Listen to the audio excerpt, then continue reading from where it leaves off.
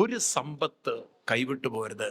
ഇതുണ്ടോ ഭഗവാൻ കൈപിടിച്ച് സുതലത്തിലേക്ക്, അതായത് സമചിത്തതയിലേക്ക്, സമൃദ്ധിയിലേക്ക് ഉയർത്തുന്ന കഥയാണ്.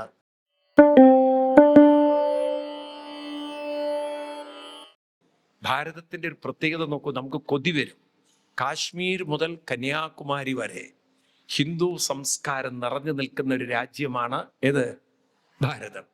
നിങ്ങൾ നോക്കൂ, ഈവൻ നിങ്ങൾ റഷ്യയിൽ പോയാലും ചൈനയിൽ പോയാലും ഒരു രാജ്യത്തിലും ഇത്ര ഒരു ഐക്യമുള്ളൊരു സംസ്കാരമുള്ളൊരു നാട് ലോകത്തിൽ ഇല്ല.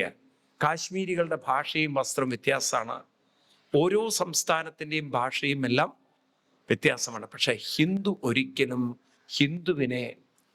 ഹിന്ദുവിൻ്റെ അമ്പലത്തിൽ ബോംബിട്ട ചരിത്രമില്ല. ഉണ്ടോ? ഹിന്ദു സംസ്കാരങ്ങൾ, ആചാരങ്ങൾ, ആഘോഷങ്ങളൊക്കെ വ്യത്യസ്തമാണ്.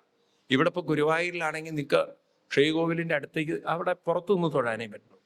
എന്നാൽ നിങ്ങൾ വൃന്ദാവനത്തിൽ പോയ കൃഷ്ണനെ കെട്ടിപ്പിടിച്ചിട്ട് തൊഴാം. മമ്മിയൊരു ക്ഷേത്രത്തിലോ അല്ലെങ്കിൽ നിങ്ങൾക്ക് ശിവക്ഷേത്രങ്ങളിൽ പോയാൽ നമുക്ക് അഭിഷേകം ചെയ്യാൻ പറ്റില്ല. എന്നാൽ കാശി വിശ്വനാഥ ക്ഷേത്രത്തിൽ നിങ്ങൾക്ക് അഭിഷേകമോ ഇനി കെട്ടിപ്പിടിച്ച് അവിടെ ഇരിക്കാൻ എന്ത് വേണമെങ്കിലും സമ്മതിക്കാം, അല്ലേ? അതുകൊണ്ട് നമുക്ക് ആചരണത്തിൽ എന്തെങ്കിലും കുഴപ്പം തോന്നിയിട്ടുണ്ടോ? ഇവിടെ അങ്ങനെ വേണമെന്നൊരു വാശി തോന്നിയിട്ടുണ്ടോ? ഓരോ സംസ്ഥാനങ്ങൾക്ക് ഓരോ സംസ്കാരങ്ങളുണ്ട്. അപ്പം വൈവിധ്യങ്ങളെ ഉൾക്കൊണ്ടുകൊണ്ട് ഏകത്വബോധത്തിൽ ഒരു തരം ഐക്യമുള്ള സമൂഹമാണ് ഹിന്ദു സമൂഹം. നോക്കൂ, ഇന്ന് മുസ്ലിം സമൂഹത്തിന് ഇത് പറ്റിയിട്ടില്ല. സുന്നികളും ഷിയകളും തമ്മിൽ ചേർന്ന് പോവില്ല. ഉണ്ടോ? നിങ്ങൾ കേൾക്കാറില്ലേ? സുന്നിയുടെ പള്ളി കൊണ്ട് ഷിയ ബോംബിടും, ഷിയയുടെ ബോംബ് പള്ളിയിൽ പോയിട്ട് മുജാഹിദ് ബോംബിടും. അവർക്ക് തമ്മിലൊരു യോജിപ്പില്ല. ഉണ്ടോ? കണ്ടില്ലേ? ഇതിനൊക്കെ കണ്ടിട്ടുണ്ടോ? ഇറാനും മുസ്ലിം രാജ്യങ്ങളാണ്, തമ്മിൽ യോജിച്ചു പോവില്ല. ഈ സൗദി അറേബ്യയും അതുപോലെ തന്നെ ബഹ്റൈൻ യോജിച്ചു പോവില്ല. ഒരു രാജ്യത്തിന് മറ്റൊരു രാജ്യത്തിനെ കണ്ടുകൂടെ നന്നാവണം. എന്നാൽ ഇന്ത്യക്ക് അങ്ങനത്തെ ഒരു പ്രശ്നമുണ്ടോ നോക്കൂ നിങ്ങൾ. എവിടെ ചെന്നാൽ ഇപ്പം കുംഭമേള, കാശ്മീർ മുതൽ കേരളം വരെയുള്ള ഹിന്ദുക്കളെല്ലാം ഒരേ നദിയിൽ മുങ്ങുന്നത്. എല്ലാവരും ഭഗവത്ഗീതയിൽ പറഞ്ഞ പോലെ ഗച്ഛതി സാഗരം ഒരേ ആപൂര്യമാണ പജലപ്രതിഷ്ഠം സമുദ്രമാവ പ്രവിശന്തി എന്നത്. എല്ലാം ഒരു സാഗരത്തിലേക്ക് എത്തുന്ന പോലെ ഇത്രയും മഹത്തായ സംസ്കാരം. അല്ലെ, കേരളം തന്നെ എടുത്തു നോക്കൂ. അങ്ങ് കണ്ണൂരൊക്കെ പോയി കഴിഞ്ഞാൽ കോഴിയെ വരെ കടിച്ചു കീറുന്ന മുത്തപ്പന്മാരുണ്ട്. ഈ ചില തെയ്യങ്ങളുണ്ട്. കേട്ടിട്ടുണ്ടോ അറിയില്ലേ? കരിങ്കാളി തെയ്യം എന്നൊക്കെ കേട്ടിട്ടുണ്ടായിരിക്കും. ഹൊറിബിൾ, നമുക്ക് കണ്ട പേടി വരും. മുത്തപ്പന്മാരാണ്, നല്ല വെള്ളമാണ് ചിലത്. മുത്തപ്പനൊക്കെ ചിലപ്പോൾ നല്ല അടിയടിക്കും, എന്നിട്ടാണ് തുള്ളുന്നതൊക്കെ. അതും അവരുടെ ഒരു ആഘോഷമാണ്. എന്നാൽ സാത്വിക പൂജയുണ്ട്, ഇല്ലേ? മധ്യമ പൂജയുണ്ട്. ഉണ്ടോ? ഇതെല്ലാം ഉൾക്കൊണ്ട് ശിവനെ ഇങ്ങനെ പൂജിക്കാവോ? കള്ളു കുടിച്ച് പൂജിക്കരുതുണ്ടോ? ആ കൊടുങ്ങല്ലൂർ പോയി നോക്കി. ഇപ്പോഴാ കുറച്ചുകൂടി റിഫൈൻഡ് കൊടുങ്ങല്ലൂരായത്. ഒരു കാലത്ത് ആ കൊടുങ്ങല്ലൂർ ഭരണി സമയത്ത് പോവാനേ യാത്ര ചെയ്യാനേ പറ്റാറില്ല. അല്ലെ, ശരിയല്ലത്? മോശമായിട്ടുള്ള ചീത്ത വാക്കുകൾ, ഏറ്റവും വൃത്തികെട്ട വാക്കുകൾ, ഇല്ലേ? കേട്ടില്ലേ? നിങ്ങളൊക്കെ കേട്ടില്ലേ? അതൊന്നും പറയുന്നതിൽ ഒരു വിഷമവുമില്ല ആൾക്കാർക്ക്.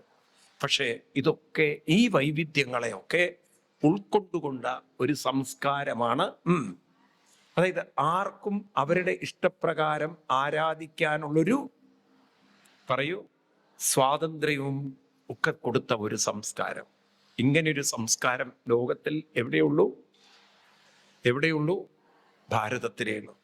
ക്രിസ്ത്യൻസിന് ഇത് കിട്ടിയിട്ടില്ല. ഇപ്പൊ അവർ തമ്മിൽ തല്ലിക്കൊണ്ടിരിക്കുകയാണ്. മുന്നോട്ട് തിരിയണോ പിന്നോട്ട് തിരിയണോ? മനസ്സിലായില്ലേ? ഒരു വിഭാഗത്തിന് വേറൊരു വിഭാഗത്തെ കാണുന്നില്ല. ഈ കൊച്ചു കേരളത്തിൽ തന്നെ തമ്മിൽ അടിക്കുന്നത് കണ്ടിട്ടില്ലേ? ഉണ്ടോ ഇല്ലയോ? ഇതാണ്. എന്നാൽ നമുക്ക് എന്തൊക്കെ തരം ആചാരങ്ങളും അനുഷ്ഠാനങ്ങളും, അത്ഭുതമല്ലേ? അല്ലേ? ആണോ? അതുകൊണ്ട് ഭാരതത്തിൻ്റെ ആ മഹത്വം അതൊക്കെ നമുക്കൊന്ന് ശരിക്കും കുട്ടികൾ ഇതിനെക്കുറിച്ചൊക്കെയാണ് എഴുതേണ്ടത്. എൻ്റെ ഭാരതം, അത് ആ വൈവിധ്യങ്ങളെ കാണാനും ഇതൊക്കെ ലോകത്തിൽ കാരണം എന്താ അറിയോ? ഈ നെഗറ്റീവാണ് കൂടുതൽ പ്രൊജക്ട് ചെയ്ത് ആണോ അല്ലയോ? എല്ലാം നെഗറ്റീവ്. അത് കേരളം അതിൻ്റെ നമ്പർ 1 ആണ്. അതിൽ കുറേയൊക്കെ ഗവൺമെന്റ് സ്പോൺസേർഡുമാണ്. ഞാൻ തെറ്റു പറയില്ല, അതിൽ കുറച്ചൊരു കാര്യങ്ങളുണ്ട് അതിന്. അത് നമ്മൾ വേണം ഓവർടേക്ക് ചെയ്യാൻ. വേണോ വേണ്ടയോ പറയൂ നിങ്ങൾ. കുറച്ച് ഗവൺമെന്റിന്റെ ഭാഗത്തുനിന്നും ആ കാര്യത്തിൽ ഒരു ചെറിയൊരു ഫ്രീഡം കൊടുക്കുന്നത് കൊണ്ടാണ് ഇതിനെ മാത്രം പരിഹസിക്കുന്നത്. എനിക്ക് വളരെ വിഷമം തോന്നുന്നു. ഞാൻ നിങ്ങളോട് പറയേണ്ട കാര്യമില്ല, എന്നാലും പറയണം. ഞാനിപ്പോൾ കഴിഞ്ഞ ദിവസം മാവേലിക്കര കുത്തിയോട്ടം നടക്കുന്ന ക്ഷേത്രത്തിൽ എനിക്ക് സപ്താഹം ഉണ്ടായി. ഈ കുത്തിയോട്ടത്തിന്റെ നിങ്ങൾക്ക് അറിയില്ല, മേ ബി അതുപോലെ ആറ്റുകാൽ ക്ഷേത്രമൊക്കെ അറിയാലോ നിങ്ങൾക്ക്. ആറ്റുകാലിലൊക്കെ ക്ഷേത്രത്തിൽ ഒരു ചടങ്ങുണ്ട്. കുട്ടികളുടെ ശരീരത്തിലൂടെ ഒരു നൂല് ഓടിക്കുന്നൊരു സംഭവമുണ്ട്, സൂചി കുത്തുന്നൊരു സമ്പ്രദായമുണ്ട്. ആരെങ്കിലും കേട്ടിട്ടുണ്ടോ അറിയില്ല. അതിനൊരു പ്രത്യേക പേരുമുണ്ട്. ശരീരത്തിൽ നൂല് കുത്തി എടുക്കുന്നൊരു സമ്പ്രദായം. ഇതൊരു നരബലിക്ക് തുല്യമാണെന്ന് പറഞ്ഞ ഭയങ്കര ഒരു പ്രചാരമുണ്ടായിരുന്നു. ഇതൊരു നരബലിക്ക് തുല്യമായിട്ടുള്ള ഒരു ചടങ്ങാണ്. പക്ഷെ ഇതിന് അങ്ങനെയുള്ളൊരു ഇതില്ല. ഒരു സൂചി, ചെറിയ കുട്ടിക്ക് വേദനയും ഉണ്ടാവില്ല, രക്തം പോലും പൊടിയില്ല. രക്തം പോലും പൊടിയില്ല. അത്ര ഒരു വ്രതനിഷ്ഠയുള്ള കുട്ടികളാണ്. അതൊരു ചടങ്ങിന്റെ ഒരു ഭാഗമാണ്. മനസ്സിലായില്ലേ? ഒരുപക്ഷെ അവരിലെ ഒരു സൈക്കിക് ഈ അനുഷ്ഠാനം കൊണ്ട് ഒരു ഭയമോ മറ്റോ ഉള്ളിൽ നിന്ന് അതിൽ നിന്ന് പോയി കിട്ടും. കാരണം ഈ കുട്ടികളാണ് പിൽക്കാലത്ത് ഈ കുത്തിയോട്ടത്തിലേക്ക് സജീവമായി വരുന്നതും. അവർക്ക് അവരുടെ ജീവിതത്തിൽ ഉണ്ടാകുന്ന കുറേ അനുഭവങ്ങൾ, ബ്ലെസ്സിങ്സ്, തീർച്ചയായിട്ടും അവരത് ഉൾക്കൊണ്ടുകൊണ്ടാവുമല്ലോ വരുന്നത്, അല്ലെങ്കിൽ അവരിതിനെ എതിർക്കണമല്ലോ. എന്നാൽ നമ്മുടെ ഹിന്ദു സംസ്കൃതിയിൽ ഇങ്ങനെ നടക്കുന്നത് അതൊരു നരബലി. നിങ്ങൾ നോക്കൂ, മുസ്ലിങ്ങളുടെ സുന്നത്ത് എന്നൊരു ചടങ്ങുണ്ട്. കൊച്ചുകുട്ടികൾക്ക് നടത്തുന്നതാണ് സുന്നത്ത് കർമ്മം. ഇതിനെക്കുറിച്ച് പറയാൻ ഏതെങ്കിലും ഒരു രാഷ്ട്രീയക്കാരൻ നട്ടലിൻ്റെ ലേശമുണ്ടോ? ഒരു ലേശമുണ്ടോ? അതവർക്ക് കാണാനും പറ്റില്ല. അപ്പൊ ഇവരുടെയൊക്കെ ജോലി ഹിന്ദു മതത്തെ മാത്രം ടാർഗറ്റ് ചെയ്യുമ്പോൾ അത് നമ്മൾ ഒരാൾക്കും എതിരല്ല, നമ്മളൊരു രാഷ്ട്രീയത്തിനും എതിരല്ല. പക്ഷെ നമ്മുടെ സംസ്കൃതിക്ക് അതിൻ്റെ പോസിറ്റീവ് ഗുണങ്ങളുണ്ടെങ്കിൽ അത് ലോകത്തിൻ്റെ മുന്നിൽ അവതരിപ്പിക്കേണ്ടത് നമ്മുടെ കടമയാണ്, അല്ലേ? കാര്യം വളർന്നു വരുന്ന കുട്ടിക്ക് ഈ ഹിന്ദു മതത്തിൻ്റെ മഹിമ വേണ്ട പോലെ മനസ്സിലാക്കണം. ഇതിനൊക്കെയാണ് നമ്മൾ ധർമ്മപ്രചരണം നടത്തുന്നത്. ഇപ്പം നമുക്കിത്തരം സപ്താഹങ്ങൾ, അതുപോലുള്ള ആഘോഷങ്ങൾ, ഇതൊക്കെ നമ്മുടെ കുട്ടികളിലേക്ക് പരിവർത്തനങ്ങൾ ഉണ്ടാക്കണം. ആഘോഷങ്ങൾ എന്ന് പറയുന്നത് കേവലം നമുക്ക് ഈ വെടിക്കെട്ടുകൾ മാത്രമാവരുത്.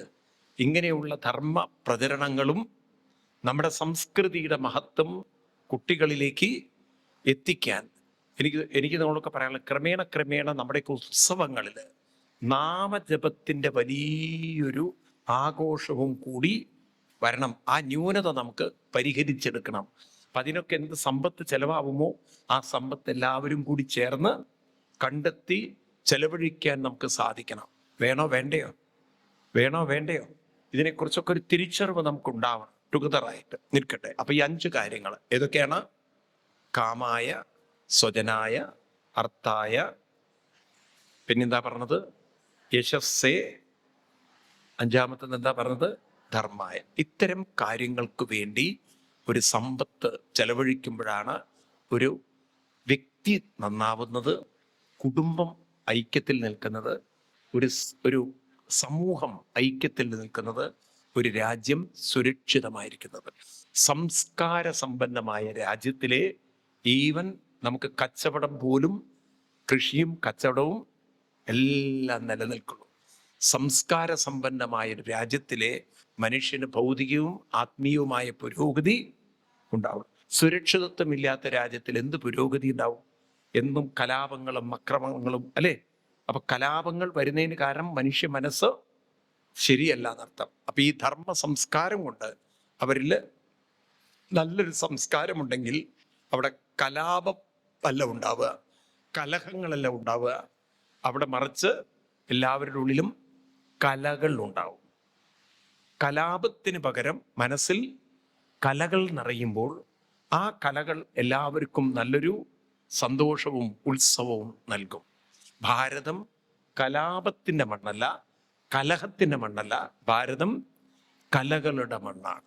അതാണ് നമ്മുടെ സംസ്കൃതിയുടെ മഹത്വം. ആണോ അല്ലയോ? ഇപ്രകാരമൊക്കെ നമുക്ക് നമ്മുടെ സംസ്കൃതിയെ ഉണർത്തണം. കൂടുതൽ നിൽക്കട്ടെ. അത് കഴിഞ്ഞിട്ട് മഹാബലി പറഞ്ഞു, അത് എന്തങ്ങ് പറഞ്ഞാലും ഞാൻ കൊടുക്കുമെന്നൊരു വാക്ക് പറഞ്ഞിട്ടുണ്ടെങ്കിൽ ഞാൻ കൊടുത്തിരിക്കും. എന്തു കൊടുക്കും? ദാനം കൊടുക്കും. അയ്യോ മഹാബലി, ഇത് മുഴുവൻ കൊടുത്താൽ നിൻ്റെതെല്ലാം നഷ്ടപ്പെടും. അപ്പൊ മഹാബലി പറഞ്ഞു, എന്തെനിക്ക് നഷ്ടപ്പെട്ടാലും വാക്കു മാറ്റാൻ ഞാൻ തയ്യാറില്ല. മഹാബലി വളരെ സ്ട്രോങ് ആയിരുന്നു അദ്ദേഹത്തിന്റെ വാക്കിൽ. ചിലപ്പോൾ നമുക്കതിൽ പിടിച്ചു നിൽക്കാൻ പറ്റില്ല. നിങ്ങളുടെ പറമ്പിന് വില പറഞ്ഞു, വേറെ ആൾ കുറച്ച് കൂടുതൽ പറഞ്ഞാൽ നിങ്ങൾ ആദ്യത്തെ ആളോട് എന്താ പറയാ? ഞാൻ നോക്കിയിട്ട് പറയാന്ന്. ഇവിടെ മഹാബലി ഉറപ്പിച്ചു, ഞാൻ തരും എന്ന് പറഞ്ഞാൽ തന്നിരിക്കും. അങ്ങനെ ഉറപ്പ് പറഞ്ഞു. ഇത് കേട്ടപ്പോൾ ശുക്രാചാര്യർ ശപിച്ചു, ഇത്ര ധാർഷ്ട്യം പാടില്ല മഹാബലി, നീ ഞാൻ പറഞ്ഞത് അനുസരിക്കണ്ടേ? മഹാബലി പറഞ്ഞു, അങ്ങ് എന്നോട് എന്ത് പറഞ്ഞാലും ഞാൻ ആ കുട്ടിക്ക് കൊടുക്കാം എന്ന് പറഞ്ഞത് കൊടുത്തിരിക്കും. ഇത് കേട്ടപ്പോൾ ശുക്രാചാര്യർ മഹാബലിയെ ശപിച്ചു എന്നാണ് കഥ. നിന്റെ എല്ലാ ഐശ്വര്യങ്ങളും നിനക്ക് നഷ്ടപ്പെടട്ടെ എന്ന്. മഹാബലി പറഞ്ഞു, അത്രയല്ലേ ഉള്ളൂ, കുഴപ്പമില്ല എന്ന് കൂളായിട്ട് അടുത്തിരുത്. അത് കഴിഞ്ഞ് മഹാബലിയോട് വാമനമൂർത്തി, ആ മഹാബലി എനിക്ക് പോവാറായി, വേഗം വേഗം വേഗം. എവിടെ? 3 അടി മണ്ണിന്റെ കാര്യം. അപ്പോഴേക്കും മഹാബലി ഭാര്യയെ വിളിച്ചു, വിന്ധ്യാവലി. അവര് വന്നു, കയ്യിൽ തീർത്ഥമൊക്കെ എടുത്ത് പൂവും വെള്ളമൊക്കെ മഹാബലി ഭാര്യയും കൂടി ചേർന്ന് വാമനമൂർത്തിയുടെ കയ്യിൽ കൊടുത്ത്. അന്നത്തെ കാലത്തൊക്കെ ഈ പൂവും വെള്ളവും അരിയൊക്കെ കൊടുത്താൽ ഒരു കരാറ് ഉറപ്പിക്കുന്ന പോലെയാണ്. പിന്നെയാണ് അത് വെറ്റിലയും അടക്കിയും ദക്ഷിണയ്ക്കായി മാറിയത്. അപ്പോ ഇങ്ങനെ കൊടുത്തതും പിന്നെ ഭഗവാൻ ആ ഒരു രൂപമൊക്കെ അങ്ങോട്ട് മാറ്റി വിശ്വരൂപത്തെ എടുത്തപ്പോഴല്ലേ മഹാബലിക്ക് മനസ്സിലായത് ഇത് ലേസർ അളക്കുന്ന സാധനമാണെന്നുള്ളത്. ഇപ്പൊ ലേസർ കൊണ്ട് അളക്കാൻ പറ്റും, ടീം ഒറ്റ പോക്കും ലേസർ എന്ന് പറഞ്ഞ പോലെ ഭഗവാന്റെ അളവൊക്കെ മാറി. ഒരടി കൊണ്ട് സർവ്വരാജ്യങ്ങളും, ഒരടി കൊണ്ട് സർവ്വ ഐശ്വര്യങ്ങളും ദിക്കുകളൊക്കെ തീർന്നു. 3ാമത്തെ അടി വയ്ക്കാൻ സ്ഥലമില്ല. അപ്പോഴേക്കും വരുണപാശം കൊണ്ട് ഭഗവാൻ കെട്ടിയിട്ടു. മഹാബലിയെ ഭഗവാൻ കെട്ടിയിടുന്നത് കണ്ടപ്പോഴേക്കും അസുരന്മാർ ഓടി വന്നു. ഭഗവാൻ അവരൊക്കെ തടുത്തിട്ട് പറഞ്ഞു, അരുത് അരുത് അരുത് അരുത്, ഇപ്പൊ സമയം നമുക്ക് നല്ലതല്ല, എല്ലാവരും അവിടെ നിന്നോളൂ, ഒരു കാലം വരുമ്പോൾ നോക്കാം. അത് കഴിഞ്ഞ് ഭഗവാൻ പറഞ്ഞു, വലിയ ന്യായമൊന്നും പറയണ്ട, എനിക്ക് 3ാമത്തെ അടി താന്ന്. അങ്ങനെ 3ാമത്തെ അടി എവിടെ വെക്കണം? മഹാബലി ഭഗവാന്റെ മുന്നിൽ കൈകൂപ്പിക്കൊണ്ട് പറഞ്ഞു, 3ാമത്തെ അടി കുരു ശീർഷ്ണിമേ നിജം. ഒട്ടും മാനസികമായി തളരാതെ, പതറാതെ, അസ്വസ്ഥനാവാതെ, ധീരനായി ഭഗവാന്റെ മുന്നിൽ പറയണം. ഇതെല്ലാവർക്കും പറ്റുന്ന കാര്യമല്ല. എല്ലാം പോയാൽ തന്നെ ആകെ നെഞ്ചരിച്ചിലും ചിലപ്പോൾ ഹാർട്ട് അറ്റാക്ക് ഒക്കെ ഉണ്ടാവും. ചിലർക്ക് അതോടുകൂടി തീർന്നു. 3ാമത്തെ അടി വെക്കേണ്ടി വരില്ല, അവരെ അടിയിൽ മണ്ണിന്റെ അടിയിൽ പോയിട്ടുണ്ടാവും, അല്ലേ? താങ്ങാനുള്ളൊരു കഴിവുണ്ടാവില്ല. ഇവിടെ മഹാബലിക്ക് എല്ലാം നഷ്ടം പറ്റിയിട്ടും മാനസികമായി തളർന്നില്ല. അതുകൊണ്ടല്ലേ ധൈര്യത്തോടു കൂടി പറഞ്ഞത്, 3ാമത്തെ അടി എൻ്റെ തലയിൽ വെച്ചു. ഇതാണ് നമ്മളെ കേരളത്തിനെ അപകടത്തിലാക്കിയത്. ഇനിയാണ് നമ്മൾ ആകെ അബദ്ധം പറയാൻ തുടങ്ങുന്നത്. 3ാമത്തെ അടി തൻ്റെ തലയിൽ കാല് വെച്ചെടുത്തോളൂ പറഞ്ഞപ്പോൾ ഭഗവാൻ 3ാമത്തെ അടി തലയിൽ കാല് വെച്ചു. പിന്നെ എന്താ ഉണ്ടായത്? ഇതാണ് ഇനി വൃത്തിയായിട്ട് മനസ്സിലാക്കേണ്ടത്. ഭഗവാൻ എന്താ ചെയ്തത്? എന്തൊക്കെയോ നിങ്ങൾ പിച്ചുമ്പയും പറയുന്നുണ്ട്. എന്ത് ചെയ്തു? മഹാബലി എന്ത് ചെയ്തു? ചിലര് പാതാളം എന്ന് പറയുന്നുണ്ട്. പാതാളം എന്ന് എത്ര പേര് പറയുന്നുണ്ട്? മഹാബലിയെ പാതാളത്തിലേക്കാണോ അയച്ചത്? ആണോ? അല്ല. ഈ കഥ അങ്ങനെ പ്രചരിപ്പിക്കപ്പെട്ടു. നോക്കൂ, ഇത് അല്പം ഒരു നമ്മൾ ചിന്തിക്കണം. ഈ 2025 മാതൃഭൂമി പുത്രോത്സവം ഉണ്ടായിരുന്നു ട്രിവാൻഡ്രത്ത്. അതിലും ഒരു എഴുത്തുകാരൻ ഈ വൃത്തികേട് പറഞ്ഞിരിക്കുകയാണ്. എന്തൊരു വൃത്തികേടാണ്! എഴുത്തുകാരനാണത്രേ, യൂസ്ലെസ്. എവിടുന്നാ അവൻ പുസ്തകം എഴുതാൻ പഠിച്ച എനിക്കറിയില്ല. എന്തൊരു വിവരദോഷിത്തരാണ്. ഞാൻ മാതൃഭൂമിക്ക് എഴുതാൻ പോകുന്നുണ്ട് അതിനെക്കുറിച്ച്. ഇങ്ങനെയുള്ളവരൊക്കെ എഴുതുകയാണെങ്കിൽ ഹിന്ദുക്കൾ കർക്കശമായിട്ട് നിരോധിക്കുന്നു. നിങ്ങളുടെ പത്രയും നിർത്തി വെക്കേണ്ടിരുന്നതാണ്. അല്ല, തമാശയല്ല. നമ്മൾ കുറച്ചൊരു കർക്കശമാവണം ചില കാര്യത്തിൽ, മനസ്സിലായില്ലേ? ഞാനൊരിക്കൽ കണ്ണൂരിൽ സപ്താഹം നടത്തുകയാണ്. അപ്പം അവർ വന്ന് റിപ്പോർട്ട് ചെയ്തിരുന്നു വേണ്ടാത്ത കാര്യം. ഞാൻ അയാളുടെ ഏജന്റിനെ വിളിച്ചിട്ട് വിളിച്ചു പറഞ്ഞോളുന്ന 1000 വീടുകളുടെ സബ്സ്ക്രിപ്ഷൻ ഇന്ന് നിർത്തുന്നതാണ്. അപ്പോഴേക്കും അതിൻ്റെ ആ മാനേജർ ഈ മാനേജറൊക്കെ വരണോ, മാപ്പ് പറയണോ, അത് സബ്സ്ക്രിപ്ഷൻ പോവുകയാണ്. മനസ്സിലാവുണ്ട് നിങ്ങൾക്ക്? ഇത്തിരി ഒരു അഹങ്കാരം നമ്മുടെ ഹിന്ദുക്കൾ തന്നെ ആ ഒരു ധാർഷ്ട്യത്തിൽ വൃത്തികേടുകൾ പ്രചരിപ്പിക്കുക. ഇത് അനുവദിക്കരുത്. 22-ാമത്തെ എടുക്കുക. അതാണ് ഇതിൻ്റെ ആധികാരികത. ഇത് നിങ്ങളുടെ തലയിൽ നിങ്ങൾ കുറിച്ച് വെക്കണം. ഞാൻ പറയുന്നതൊന്നും ബ്ലൈൻഡിൽ എടുക്കണ്ട. ഭാഗവതം എന്താണോ പറയുന്നത് അതിനെ പ്രചരിപ്പിക്കണം നമ്മൾ. 22-ാം അധ്യായത്തില് 24 തുടങ്ങിയുള്ള ചെറിയ ശ്ലോകങ്ങൾ ചിലത് അവിടെ ഭഗവാൻ വേദവ്യാസ മഹർഷി എഴുതി വെച്ചിരിക്കുന്ന നോക്കുക.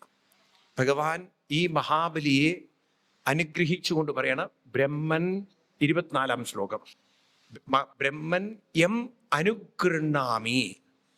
ഞാൻ ബ്രഹ്മാവപ്പം വന്നിട്ട് ചോദിക്കുകയാണ് എന്താ ചെയ്യുന്നത് ഭഗവാനെ എന്ന്. അപ്പൊ പറയണം, ബ്രഹ്മാവേ ഞാൻ ഈ മഹാബലിയെ അനുഗൃഹാമി. അതിൻ്റെ അർത്ഥം എന്താണ്? ശപിക്കുന്നു, ദ്രോഹിക്കുന്നു, ചവിട്ടിത്താഴ്ത്തുന്നു എന്നാണോ? ഞാൻ മഹാബലിയെ അനുഗ്രഹിക്കുക. ഞാൻ കൂടുതൽ അങ്ങോട്ട് വിശദീകരിക്കില്ല. 28-ാം ശ്ലോകത്തില് എന്തുകൊണ്ടാണ് ഈ മഹാബലി അനുഗ്രഹീതനാവാൻ കാരണം, അല്ലെങ്കിൽ what is the greatness in Mahabali? ഭഗവാൻ എന്താണ് മഹാബലിയിൽ കണ്ട മഹത്വം പറയാണ്. ഏഷ ദാനവ ദൈത്യാനാം അഗ്രണി. ഈ മഹാബലി ദാനവ ദൈത്യന്മാരിൽ, അസുര വർഗത്തിൽ വെച്ച് അഗ്രഗണ്യനാണ്. അഗ്രഗണ്യൻ എന്ന് വെച്ചാൽ ഏറ്റവും ഉന്നതനാണ്. ഭഗവാൻ അത്ര ഉയർത്തിയിട്ടാ കാണുന്നത്. എന്നിട്ട് പറയുന്നു അജയ്ഷൽ. അജയ്ഷ് എന്ന് പറഞ്ഞാൽ ജയിച്ചു എന്നാണ്. അജയാം മായാം, എൻ്റെ ജയിക്കാൻ പറ്റാത്ത മായ എന്ന് വെച്ചാൽ എൻ്റെ ഒരു ചതിയെ ഞാൻ പറ്റിച്ചു. ഇവനെ ചെറിയ രൂപത്തിൽ വന്ന് വലിയ രൂപത്തിൽ ഞാൻ ഇവന്റെ സമ്പത്തെല്ലാം അപഹരിച്ചിട്ട് ഇവൻ മാനസികമായി അല്പം പോലും തളർന്നു. നോക്കൂ നിങ്ങൾ, സീതന്നഭിനമുഹ്യതി എന്നാണ്. ഇവൻ ഒരിക്കലും മാനസികമായി തളർന്നില്ല എന്നാണ്. അപ്പൊ ഒരു പഠിക്കേണ്ടത് എന്താ? ഈ മഹാബലി ചരിത്രം നമ്മളെ പഠിപ്പിക്കുന്നത് എന്താണ്? ഒരു മനുഷ്യന്റെ ഏറ്റവും വലിയ സമ്പത്ത് അവന്റെ മനസ്സാണെന്ന് മറന്നു പോകരുത്. ലോകം തോൽപ്പിച്ചാലും മാനസികമായി തോറ്റുപോകരുത്. ലോകം കൈവിട്ടാലും മനസ്സിനെ കൈവിടരുത്. ഒരു മനുഷ്യന്റെ ഏറ്റവും വലിയ സമ്പത്ത് അവന്റെ മനസ്സാണെന്ന് പഠിപ്പിക്കുന്ന കഥയാണ് മഹാബലി ചരിതം. മഹാബലി ഒരിക്കലും മാനസികമായി തളർന്നില്ല. പക്ഷെ മാനസികമായി തളരാതിരിക്കണമെങ്കിൽ ഇത് പറയാൻ വളരെ എളുപ്പമാണ്. കാരണം മനസ്സിപ്പോൾ നിൽക്കുന്നത്, നമ്മൾ പലരും കരുതിയിരിക്കുന്നത് ഈ മനസ്സെന്ന് പറയണത് ഒരു സ്വതന്ത്രമാണെന്നാണ്. സ്വതന്ത്രമല്ലത്. ഈ മനസ്സിപ്പോൾ നിൽക്കുന്നത് സമ്പത്തിലും ബന്ധങ്ങളിലും നമ്മുടെ ശരീരത്തിലൊക്കെയാണ്. ശരീരത്തിന് വല്ലതും സംഭവിച്ചാൽ മനസ്സ് ഡിം. സമ്പത്ത് കയ്യിൽ നിന്ന് നഷ്ടപ്പെട്ടു പോയാൽ ആത്മഹത്യ പോലും ചെയ്യും മനുഷ്യൻ. കാരണം മനസ്സിപ്പോൾ നിൽക്കുന്നത് ഇതിലൊക്കെയാണ്. ഇങ്ങനെയുള്ള ഭൗതികമായ ദൈവിക ആധ്യാത്മികമായ സമ്പത്തുകളിൽ നിന്ന്, അതായത് ശരീരവും ഭൗതിക സ്വത്തുക്കളിലും ബന്ധങ്ങളിൽ നിൽക്കുന്ന മനസ്സിനെ അനുഷ്ഠാനത്തിലേക്ക് ഉറപ്പിക്കുന്ന ഒരാൾക്ക് മാത്രമേ എന്ത് തന്നെ നഷ്ടം വന്നാലും അനുഷ്ഠാനം ഉള്ള ആ ഒരു സംസ്കാരമുള്ള ആളുടെ മനസ്സൊരിക്കലും തളരുകയില്ല. ഇന്ന് നമ്മുടെ കുട്ടികൾ ആത്മഹത്യ ചെയ്യുന്നെങ്കിൽ ഒറ്റ ലൈനുള്ള ഉത്തരവേ ഉള്ളൂ: അനുഷ്ഠാനമില്ലാത്ത ജീവിതം ദുർബല മനസ്സിന്റെ ജീവിതമാണ്. അനുഷ്ഠാനമില്ലേ ദുർബല മനസ്സാണ്. ദുർബല മനസ്സാണോ ദുരന്തങ്ങളിൽ തകരണം. അതുകൊണ്ട് കോർത്തു വെക്കേണ്ടത് എവിടെയാണ്? ഒരു കൃത്യമായ അനുഷ്ഠാനം. ഭാഗവതത്തില് ഈ മഹാബലിക്ക് വല്ല അനുഷ്ഠാനം ഉണ്ടോ എന്നാണെങ്കിൽ വ്യാസഭഗവാൻ പറയുന്നു, ഈ മഹാബലിക്ക് ഒരു അനുഷ്ഠാനം ഉണ്ട് എന്നാണ്. 12 പേർക്ക് ഭാഗവതം അറിയാമെന്നാണ്. ദ്വാദശേതേ വിജാനീമോ ധർമ്മം ഭാഗവതം പട.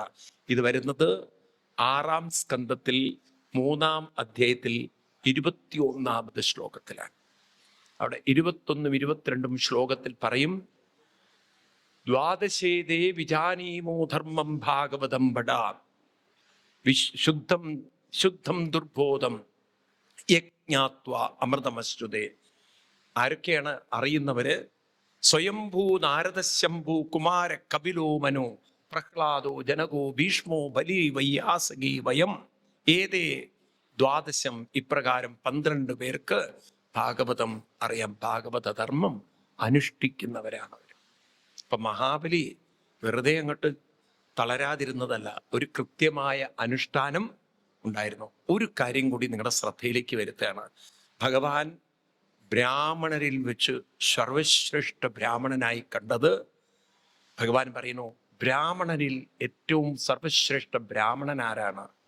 അതായത് ബ്രാഹ്മണ സംസ്കാരമുള്ള ഒരാളെ ഭഗവാൻ പറയുന്നത് ആരായിട്ടാണെന്നറിയോ? ഭാഗവതം 11-ാം സ്കന്ധം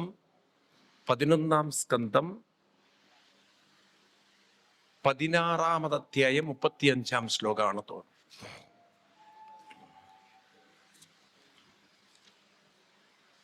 16-ാം അധ്യായത്തിൽ 35-ാം ശ്ലോകം കറക്റ്റാണ്. 16-ൽ 35.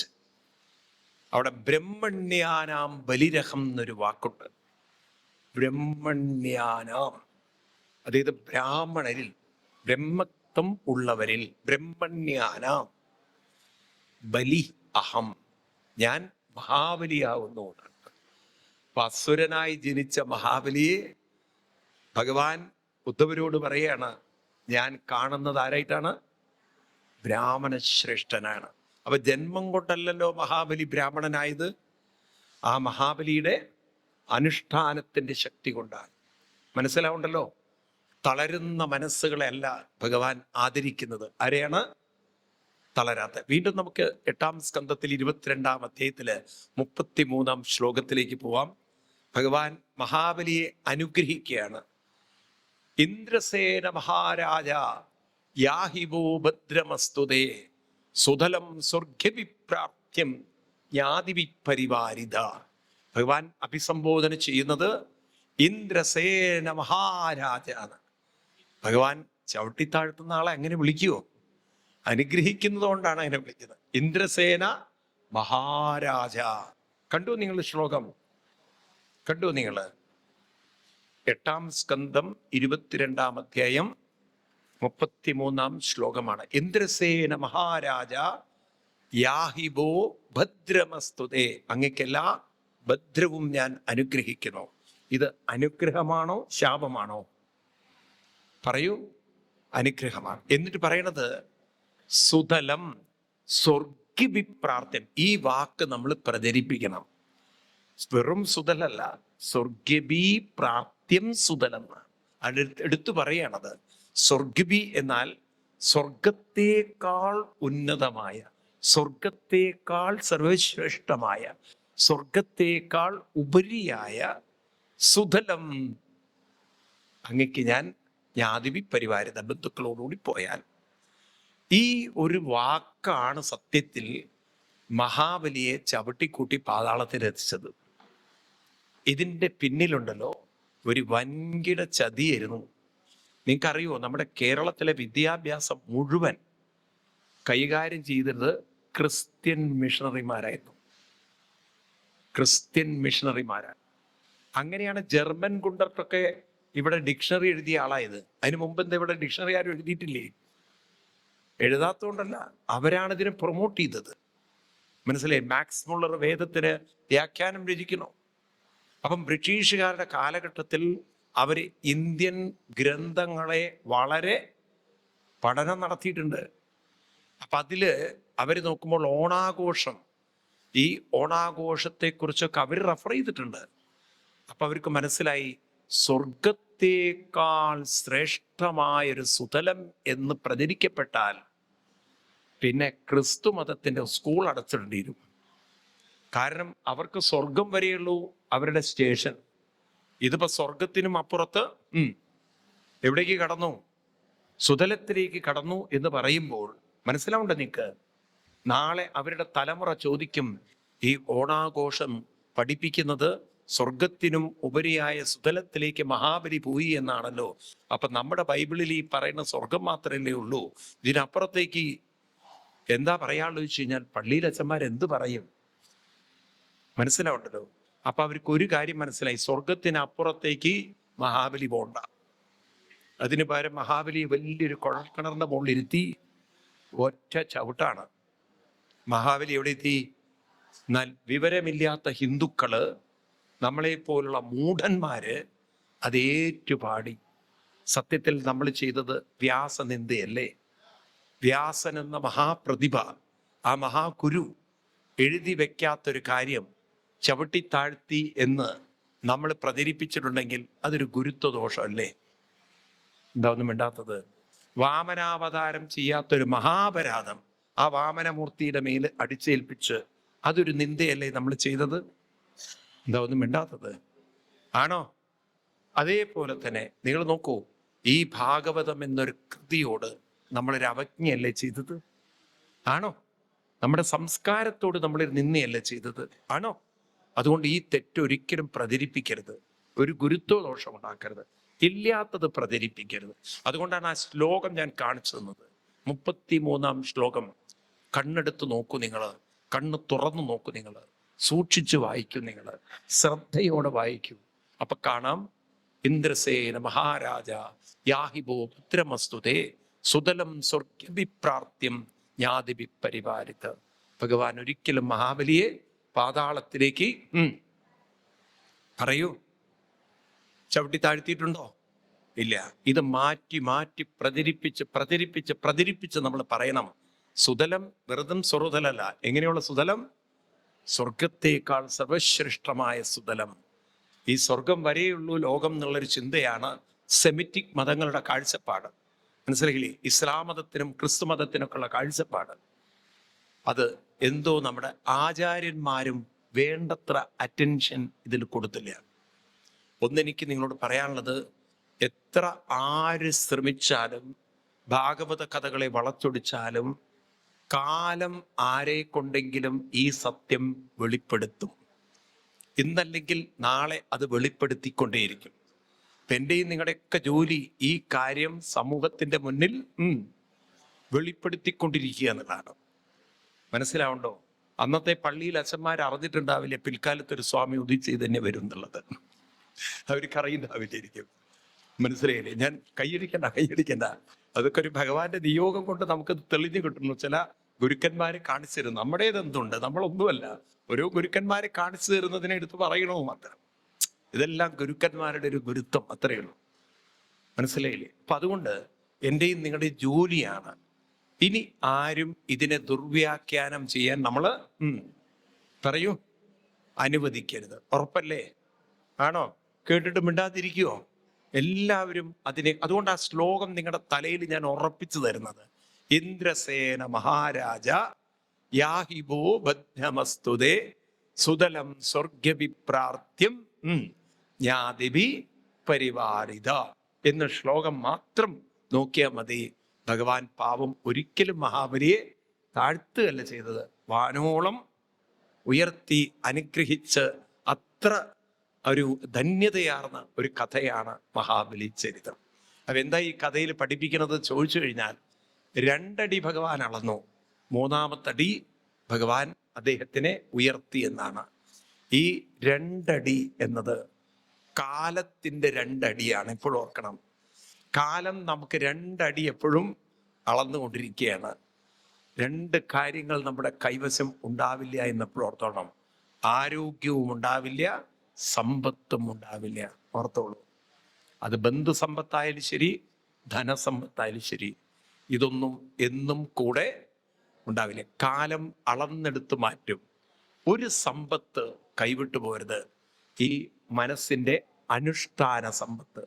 ഇതുണ്ടോ ഭഗവാൻ കൈപിടിച്ച് സുതലത്തിലേക്ക്, അതായത് സമചിത്തതയിലേക്ക്, സമൃദ്ധിയിലേക്ക് ഉയർത്തുന്ന കഥയാണ് മഹാബലി ചരിതത്തിന്റെ കഥ. ഇത് കേവലം മഹാബലിയുടെ കഥയല്ല, നമ്മുടെയും കൂടെ കഥയാണ്. കാരണം നമ്മളും കാലമാകുന്ന വാമനന്റെ അളവിൽപ്പെട്ടവരാണ്, കാലം അളന്നുകൊണ്ടിരിക്കുന്നവരാണ്. ഈ ബോധം ഒരിക്കലും മറക്കരുത്. ഞാനും നിങ്ങളും അളവിൽപ്പെട്ടവരാണ്, അളന്ന് പോകേണ്ടവരാണ്. പക്ഷേ ഒരിക്കലും ആ അളവിൽ തളരാൻ മനസ്സിനെ അനുവദിക്കരുത്. ക്ലിയർ ആണോ കഥ?